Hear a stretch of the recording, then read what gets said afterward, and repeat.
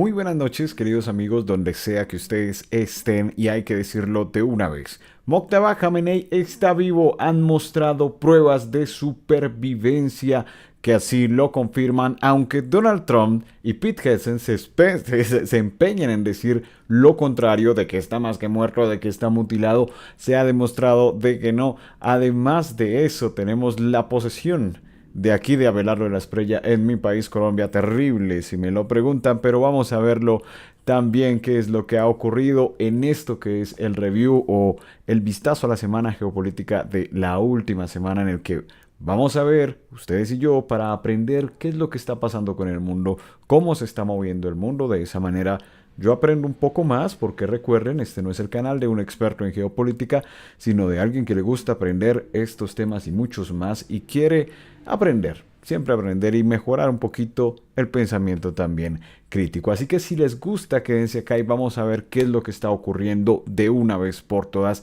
Y arranquemos con esto. Aquí está el video que muestran, que se ha dado a difundir desde Irán, con Mojtaba Khamenei. Él es el hijo del caído o el mártir líder anterior, Ali Khamenei, quien murió al principio de esta guerra con los Estados Unidos.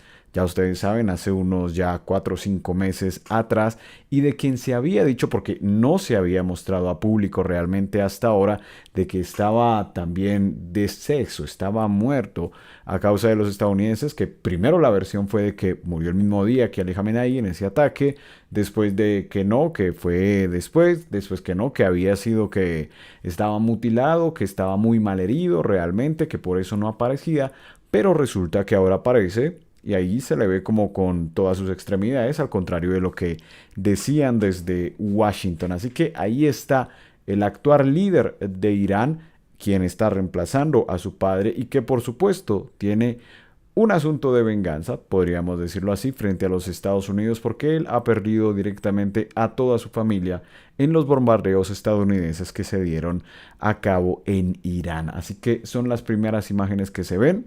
Algunos dirán que de pronto son video de algún tiempo atrás o algo por el estilo. Habrá que ver si es así, pero de momento, todas luces, parece ser que este es un video legítimo de Mojtaba Khamenei.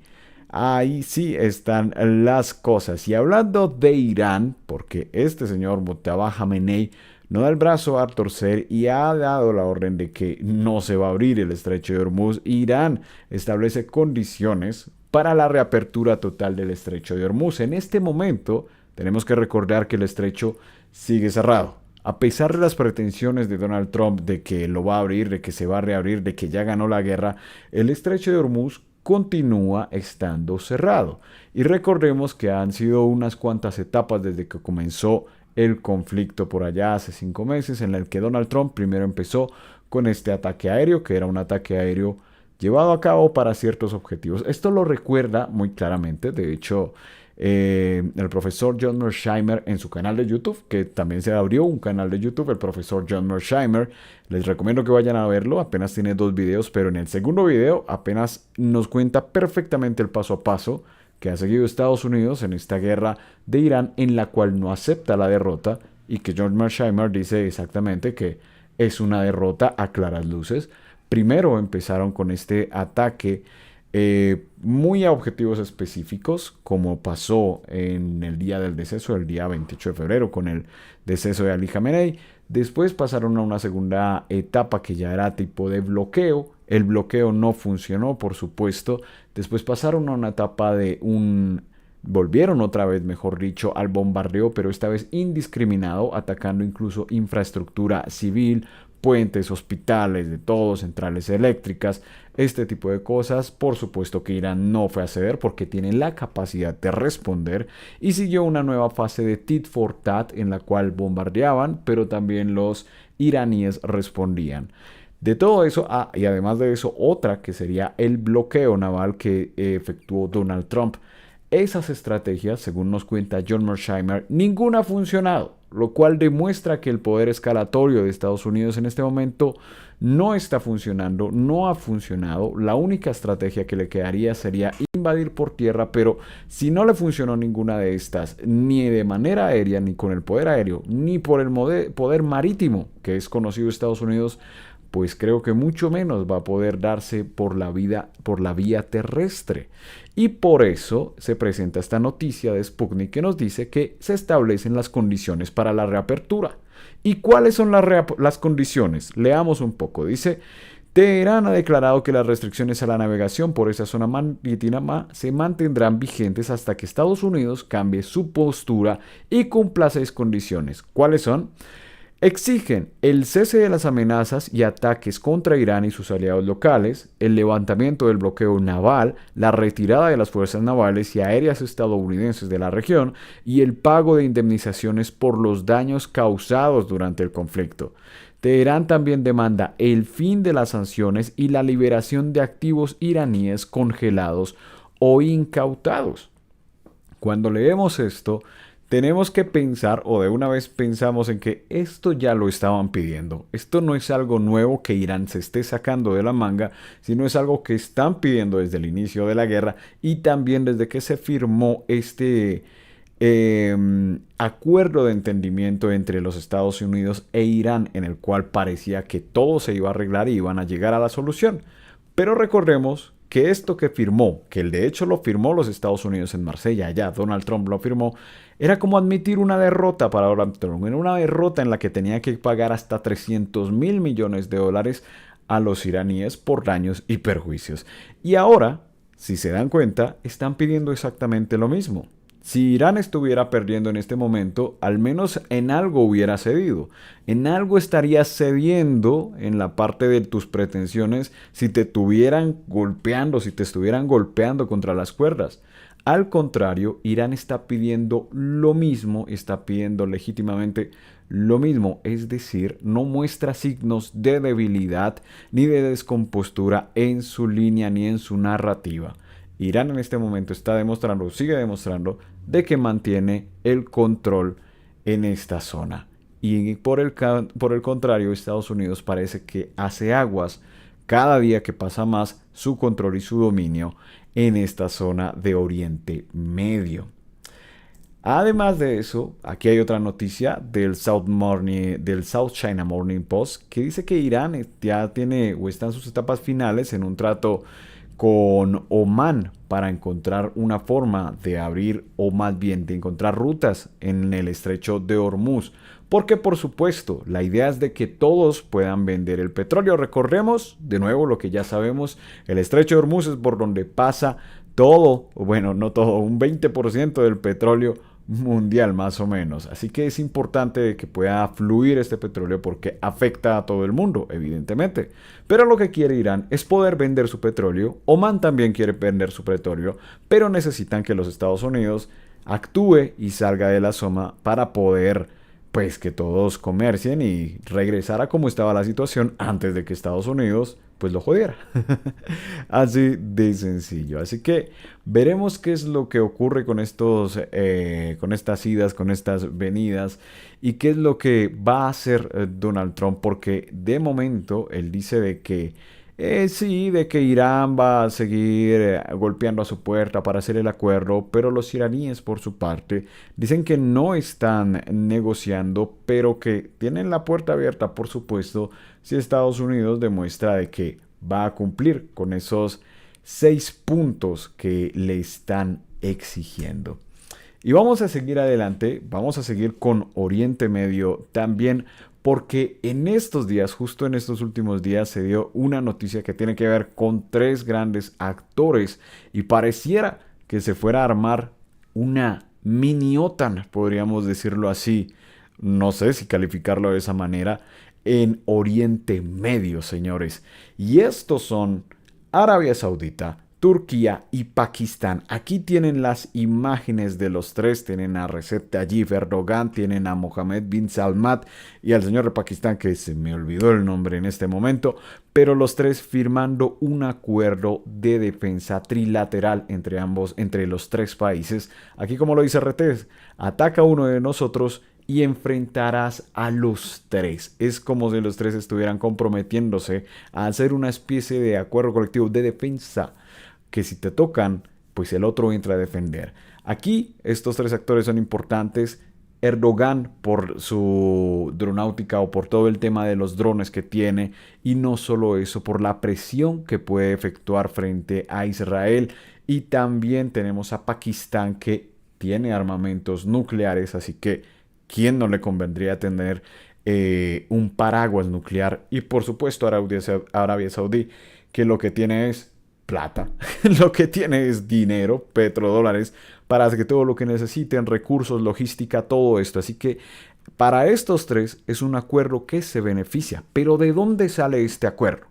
¿Por qué ocurre este acuerdo? Es lo que tenemos que preguntarnos. Y esto es parte de reportaje de lo que, o algo de lo que nos cuentan aquí en un artículo del South China Morning Post también, en el cual nos hacen ver o recordar de que Estados Unidos en esta zona era como el garante, era como aquel que era el guardaespaldas al cual le pagas para que te proteja, que te mantienes seguro frente a los otros, que supuestamente Estados Unidos te mantendría seguro frente a los hutíes, frente a Irán, frente a etcétera. Pero una vez se demuestra después de estos 5 meses que Estados Unidos realmente no tiene todo el poder que debería tener o no pudo, por ejemplo, parar a Irán, entonces estos países tienen que preguntarse si realmente la hegemonía de Estados Unidos o esa seguridad que están pagando, a ese guardaespaldas que le están pagando, pues realmente está funcionando.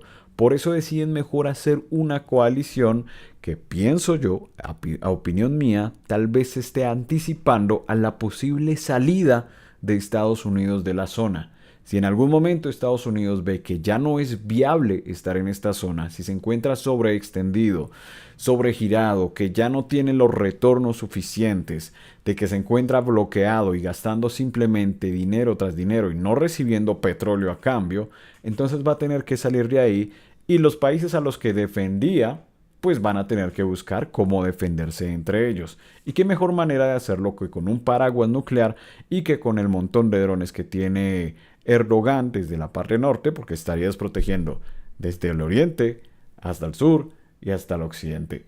En esas tres partes, casi como un triángulo entre estos tres países.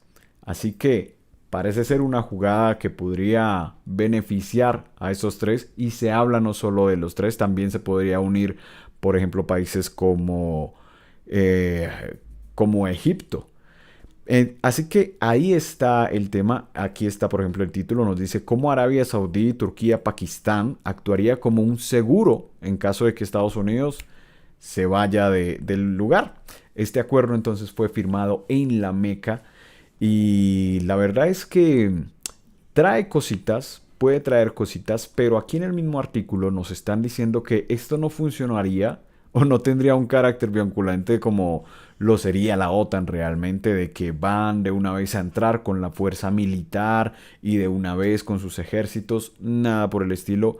Más bien, este acuerdo se trataría del estilo de si a alguien le pasa algo, entonces los otros pueden colaborar, sea con logística, sea con dinero, sea con equipamiento, algo por el estilo, pero no entrar directamente en un conflicto, según lo que nos están contando aquí en el South China Morning Post.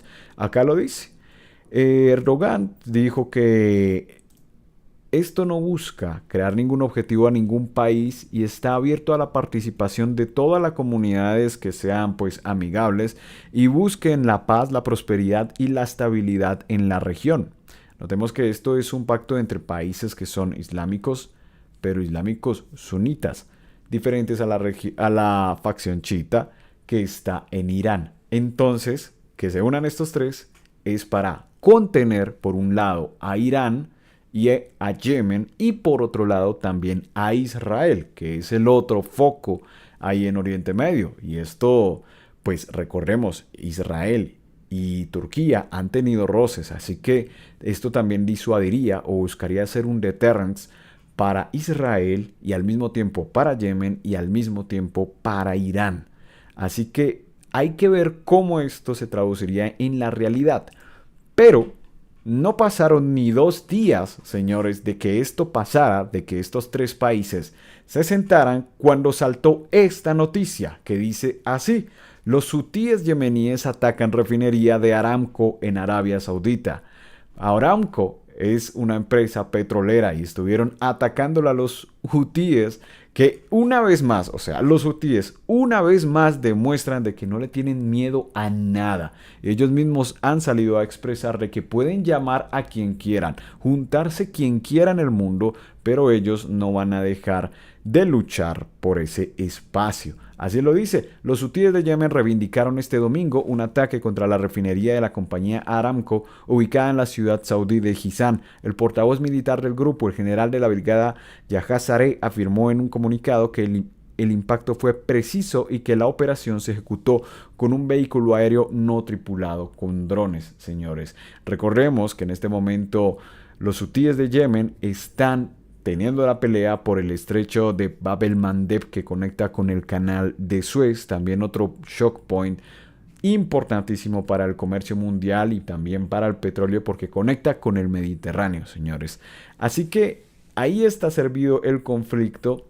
Esto podría poner a prueba o ser una cachetada para ver qué es lo que hace realmente este acuerdo. A ver si realmente es muy vigente, si en verdad entra a la práctica o sirve de algo, o si sirve de deterrence, porque esto es una amenaza directa al deterrence que acaban de firmar los señores de Arabia Saudí, Turquía y Pakistán.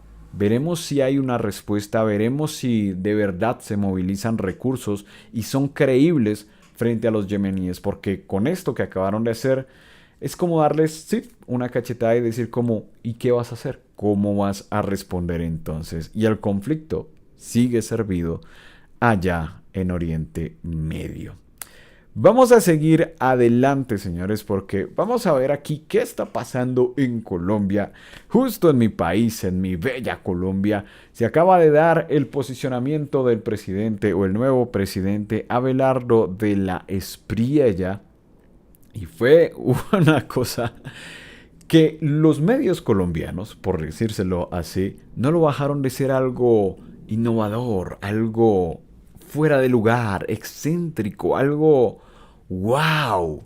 El señor, a diferencia de todos los presidentes conocidos aquí en Colombia que venían a posesionarse en la Plaza de Bolívar aquí en Bogotá, frente al Senado, frente al Congreso, frente a la Catedral Primada, frente a la Alcaldía de Bogotá, frente al poder, al centro del poder democrático de las instituciones de Bogotá, él hizo lo contrario, o él hizo algo muy disruptivo de su parte, porque es todo un outsider, disruptivo, genio absoluto. Así que hizo su toma de posesión, su posesión, en un cantón militar en Cali. A diferencia de los otros presidentes donde en la Plaza de Bolívar estaban frente a ellos los senadores, congresistas y el mismo pueblo, a diferencia de Gustavo Petro en la que en su posesión, en su mandato, cuando se posesionó hace 4 años, estaba el pueblo allá en la Plaza de Bolívar acompañándolo, él lo hizo frente a las tropas, rodeado solo de los militares, con honores militares, frente a banderas. Y tienen que ver esto, señores, porque nos ha dejado ya unos memes que, Dios mío, ojalá nos dé unas buenas risas al menos durante estos próximos 4 años. Miren esto. Atención a lo que está haciendo. Y ahora mira para abajo, nadie bailó y el único que está bailando era él. Mira, está haciendo como caballo de paso fino, el otro está diciendo que se quieto. Si es marica, Se puso a bailar como caballo de paso fino. Ahí lo tienen. Mientras estaba con los generales, iba moviendo los piecitos, marchando como si estuvieran las marchas del colegio, que aquí en Colombia, si alguno de ustedes me ve desde acá, sabrá que en el colegio alguna vez nos pusieron a marchar al ritmo de las bandas de paz o de guerra, etcétera. Así estaba, tal vez eso lo transportó a esas épocas. Mientras tanto, los generales que tiene al lado lo miran como, ¿qué está haciendo, señor? Quédese quieto. Ay, es muy chistoso. Es muy chistoso, sería muy chistoso si no fuera porque, Dios, no sabemos qué va a pasar con este hombre. Muchas imágenes dejó el día de la posesión. Se dio un discurso de más de 1 hora y media también y estuvieron dignatarios de varios países afines también a sus ideales de derecha. Entre esos estuvo el señor Javier Milei. Tenemos que ver cómo se reúnen este par, que se reúnen como amigos. Es como si se conocieran de toda la vida. Vamos a verlo. Escuchen esto. ¡Carajo! ¡Viva la libertad, carajo! ¡El tigre y el león! ¡No sé! ¡Viva la libertad, carajo! Ahí sacan los pulmones. Mi esposa, presidente. Dios. Presidente, un placer conocerte. Ahí estaban los ¡Viva la dos. libertad, carajo! ¡Viva la libertad, Dios los carajo! crea y Donald Trump los junta, señores. Ahí teníamos al tigre y al león, carajo. A los dos reunidos y la verdad es que el que sea amigo aquí de Milei, me voy a reservar eso, pero no es buen síntoma. No es nada buen síntoma, la verdad. Así que dime con quién andas y te diré de quién eres. Hay muchos dichos que podría decir, o sea, por Dios. Pero bueno, ¿qué más pasó? ¿Qué más pasó? Porque es que este señor va a dar mucho de qué hablar durante estos días. Después tal vez lo olvidemos en Colombia y cuando ya pase al olvido y esté en la oscuridad, es cuando empiecen a moverse las artimañas del poder. Bueno, de hecho ya empezó a hacer cosas con sus primeros decretos. Y una de las cosas que habló depende o más bien se refiere hacia los diálogos o la situación de seguridad, porque recordemos que de la Espriella entró con el discurso que entran pues todas las personas que son de derecha, el discurso de la seguridad en el país, que por supuesto ha estado trastocada, la seguridad total aquí en Colombia no funcionó, la paz total en Colombia no funcionó, los diálogos con las facciones en este momento, que son el ELN, y también las disidencias, pues no funcionaron realmente, así que el gobierno del estado, el país sigue en un estado de conflicto, a pesar de que se firmaron también acuerdos de paz desde 2016, pues la paz total no llegó, a pesar de que también hay un marco de la Justicia Especial para la Paz, todavía se sigue trabajando en eso, pero la paz aquí aún no llegó. Y el señor, pues, nos ha dicho que la opción del diálogo se acabó. Escuchen. El diálogo está completamente agotada. El Estado históricamente fue suficientemente noble. El Estado, bajo el régimen que ha terminado, fue suficientemente cómplice. En la era del tigre será contundente y certero contra el crimen. La opción Dios del mío. diálogo... Nomás hay que verlo cómo habla, cómo se expresa, como si fuera todo un político de antaño. No sé de qué época, de los años 30, los años 20, pero con esa convicción. Pero bueno, es lo que a la gente le encantó. Pero vamos a ver qué ocurre. Aquí nos está hablando entonces, o nos está diciendo, porque el mensaje que se está mostrando lo hace frente a las tropas, lo hace frente a cadetes allá, en una escuela, en un cantón militar. Lo que está diciendo es que va a volver de nuevo el estado de guerra aquí en Colombia, que de facto ya estaba, como les estaba diciendo, de facto ya estaba este estado de conflicto, pero él promete que haya más mano dura, de que no hay tiempo de diálogo. La pregunta para mí sería aquí es, ¿por qué volver a algo que no ha funcionado en los últimos 50 años? ¿Cuál es la estrategia detrás de esto? ¿Cuál va a ser la nueva estrategia? ¿Integrar los drones contra las Fuerzas Armadas ilegales? ¿Cuál va a ser la nueva estrategia? ¿Atacarlos a través de redes sociales? ¿Crear videos de inteligencia artificial como hizo en su campaña para ganar votos? ¿Cuál es realmente el punto estratégico? Si estos grupos ilegales llevan 50 años luchando contra el Estado y 50 años resistiendo y aprendiendo a combatir y contracombatir con el mismo Estado, con las mismas armas, con cada artilugio nuevo que trae el ejército a combatirlos y resistir. ¿Qué estrategia tienes de nuevo si estás haciendo lo mismo que eras antes? Si estás siendo predecible y ellos saben hacia dónde vas, ¿cómo pretendes ganarles? Ahí, ¿cómo pretendes eso? Realmente no se puede, realmente no va a pasar, no tienes punto cómo ganarles a una facción que lleva, a una guerrilla que lleva 50 años en ese juego. No puedes, cada día que pase siguen ganando. La opción militar o la victoria por la vía militar, en este caso, no ha sido plausible, no se ha efectuado, no se ha realizado. Y veremos qué pasa. A lo mejor me equivoco, quién sabe, pero yo creo que no. El tema es qué o cómo es que sobreviven estas guerrillas y poderlas llevar a una mesa de concertación tal vez, pero eso tampoco. Así que falta de estrategia en este mensaje, es simplemente un mensaje para asegurar a su electorado que tiene ganas de ver los helicópteros volando y las noticias de muerte, destrucción y seguridad para que los calmen, pero de trasfondo estratégico y real no veo que haya algo de verdad concreto. Ni siquiera dijo un cómo, señores. Esa es la realidad a la que estamos sujetos. Y no solo eso, ya también está hablando de afectar al agro colombiano y también habló de que le va a bajar el patrimonio, que, mejor dicho, que va a eliminar el impuesto a los ricos. Vamos a escuchar qué fue lo que dijo más textualmente. Escuchemos. Una política firme de exploración y producción de hidrocarburos. Anuncio que se autorizará, bajo los más altos estándares técnicos y ambientales, el desarrollo del fracking responsable y sostenible.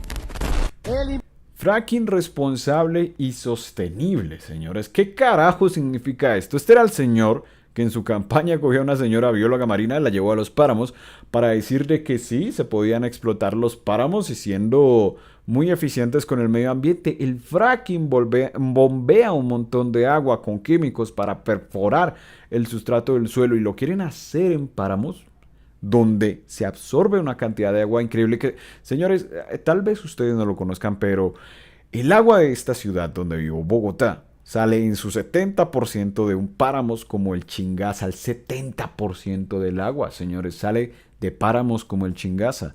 Y este señor dice que lo puede hacer de una manera responsable. Fracking. Si tiene que decir que el fracking se puede hacer de manera responsable y esto, es porque realmente no se puede hacer, porque realmente el fracking lo afecta todo, afecta realmente. Si tiene que decir esto, es porque está aceptando de primerazo de que sí el fracking afecta, de que en realidad el fracking afecta al medio ambiente. Si no, no tendría que justificarlo con esas palabras de responsable. ¿Qué más dijo? El patrimonio será eliminado. Debemos dejar de castigar a quienes invierten y generan riqueza en nuestra patria. Ahí nos está diciendo que va a eliminar el impuesto al patrimonio que se había puesto a los más ricos. ¿Para qué? Para que sigan siendo más ricos, porque son los de sus élites, señores. Perfecto para aquellos que tienen mucho dinero, que son los que construyen empresas, los que construyen país, pero que cuando le suben a 1 millón más, que le suben a los 2 millones de pesos de salario vital y digno que se le estaba dando con el gobierno anterior a la ciudadanía, con el salario mínimo, decían y se rasgaban las vestiduras diciendo: es que eso va a hacer que el desempleo se suba, que el comercio se caiga, que la economía se caiga. Y 3 doritos más tarde, Colombia igual sigue estando en el 4º mejor lugar de economías, según el informe de The Economist, señores. Pero para este señor lo que hay que hacer es quitarle impuesto a los ricos. Y ojalá, porque claro, el rico que le va a convenir subirle el sueldo a los más pobres. Ay, dame el favor. ¿Qué más pasó? Que Colombia e Israel residan en paz y en seguridad. Que Dios lo bendiga y lo proteja. Ilumine su rostro hacia usted y le otorgue gracia. Eleve su rostro hacia usted y le otorgue eternamente el shalom. Y digamos amén. ¡Viva Colombia y viva Israel! Señores, de eso no voy a decir nada más. Es decir, ustedes saben que... Ay, Dios. Dime con quién andas, te diré quién eres, señores. No puedes ser amigo de... Dios.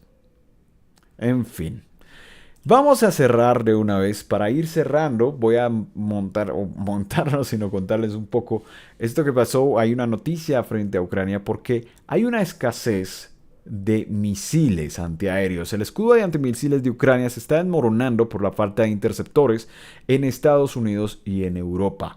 Aquí nos dicen 3 cosas claves en un solo titular. Y es que primero, pues Ucrania estaría debilitándose frente al poderío ruso, que en este momento lo sigue castigando a Ucrania después de estas semanas en las que siguen intensificándose las zonas en las que Rusia sigue avanzando en territorio, a pesar de que Ucrania dice que no. Pero los idas y venidas de combate también están. El mismo Ucrania también ha atacado en profundidad rusa, pero los rusos han respondido y siguen respondiendo con bastante fuerza. Y ahora que salga esta noticia, según le dicen los analistas aquí en Sputnik, pues también resalta de que Estados Unidos, quien es el que los está patrocinando, también tiene falta de misiles antiaéreos. ¿Y por qué tiene falta de esto? Pues no solo porque se los da a Ucrania para defenderse de Rusia, sino porque también los está gastando en Irán, en el conflicto de Irán. Y el tema con estos antiaéreos, esto es clave, es que no se hacen de una semana para otra. No es como ir a hacer buñuelos, no es como ir a hacer una torta que lo haces en un día. Para hacer un misil de estos, para hacer por ejemplo un sistema TAT o uno de estos Patriot, se podrían tardar meses o incluso años en poder restablecer todo el arsenal que tenían. Y hay informes que hablan de que los Estados Unidos ahorita se está quedando sin misiles y podían tardar hasta 3 años en restablecer por lo menos el 50% de toda la capacidad misilística que se ha gastado hasta el momento. Así que esto los puede estar dejando indefensos, esto les está quemando demasiado dinero y la pregunta aquí es ¿quién va a durar más? Porque en el caso de Ucrania y Rusia, esto es una guerra de desgaste y el que se desgasta primero, el que se cansa primero, es el que recibe primero el jab, es el que primero cae. Así que vamos a ver quién tiene más paciencia y quién tiene más recurso para seguir en la guerra. Si de repente alguno de los actores que apoyan a Ucrania se les agota la paciencia o se les agota el músculo financiero, entonces ya los días del señor Zelensky estarían contados. Y lo mismo para los Estados Unidos y un Donald Trump que está a la espera de las elecciones, recuerden, de medio término en noviembre, señores, que recuérdenlo, está muy castigado y se le están comiendo la torta desde el lado demócrata, desde Zoran Mandami, con Bernie Sanders también y con este otro que Hassam, se me olvida el nombre de él, pero que también han estado ganando de este lado como socialista, que dicen que Donald dice que es comunista, porque para él todo eso es comunista. Así que hay que estar muy pendientes de lo que pasa. Y eso es todo por esta semana. Aquí les dejo, señores, el vistazo a la semana geopolítica, a los eventos de la próxima semana para que los tengamos en el calendario. Y muchas gracias por llegar hasta este momento. Recuerden darle su like, compartir si les gustó, dejar un comentario, que es lo que más sirve para el insensible, hermoso, precioso algoritmo de YouTube. Y nada más, nos vemos la semana que viene. Gracias por ver y adiós. Linda semana.